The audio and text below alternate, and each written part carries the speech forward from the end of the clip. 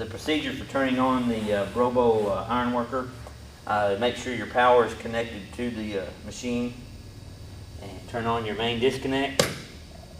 That'll turn the power supply light on. Check both emergency stops on the front and the rear of the machine, and press the pump on button.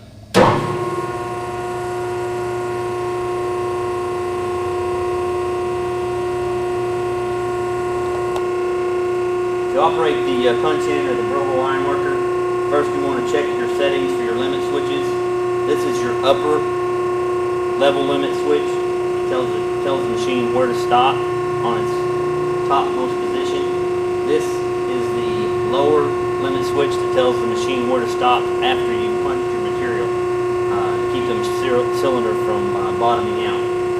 Once these are set and the limit switches are set over to normal mode, you can press the limit switch or press the foot pedal. The machine comes down. When the pedal is released, it comes back to the top.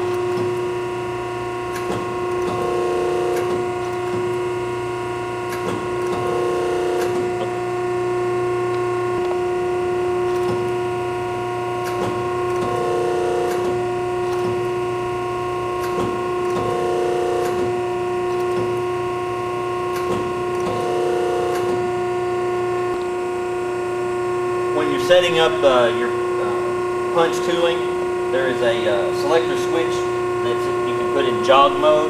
If you press it in jog mode, the punch will come down. When you release the foot pedal, it stops. You do this to set the clearance on your punch and die. Once you have that in position, flip the selector switch back over to normal, and it comes back up into the top position, and you're ready to punch your plate.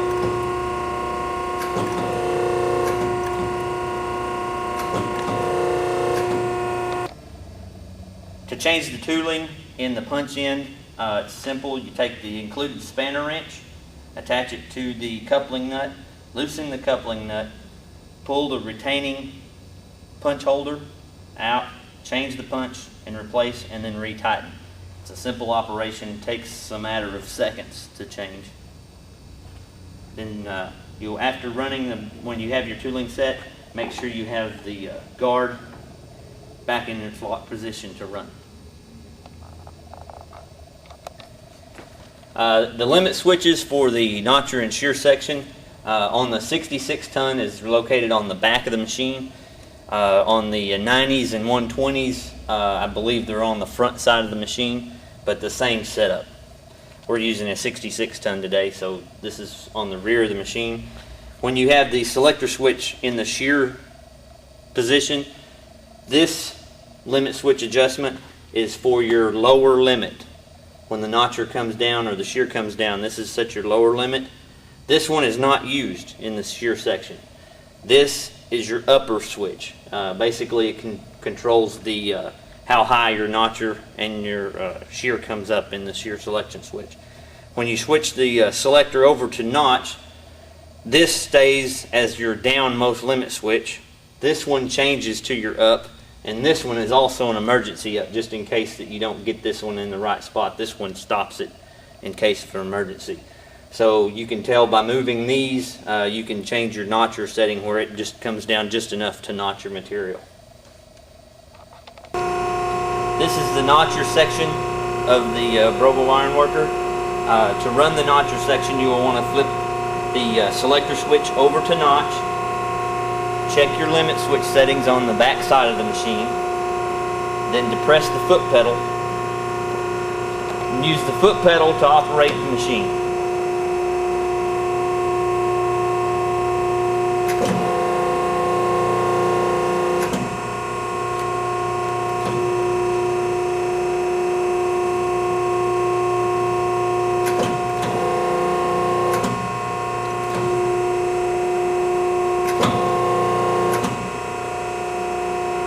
This is a safety limit switch.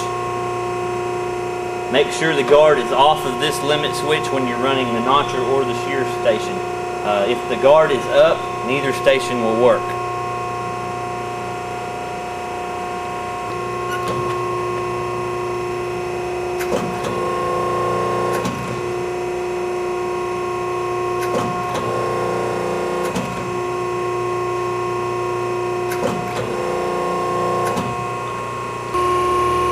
ready to work in the shear section of the Ironworker, make sure that the selector switch on the front side of the machine is set to shear. Make sure your notcher guard is down, and you can operate the machine with the foot pedal.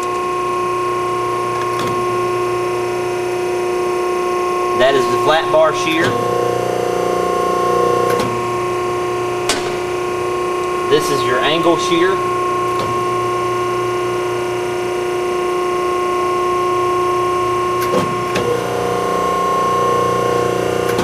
And this is your round and square bar shear.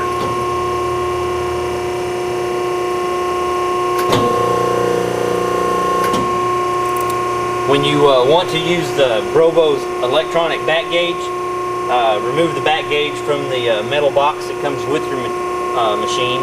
Mount the gauge bar on the machine here at this location and plug in the electric power into this location.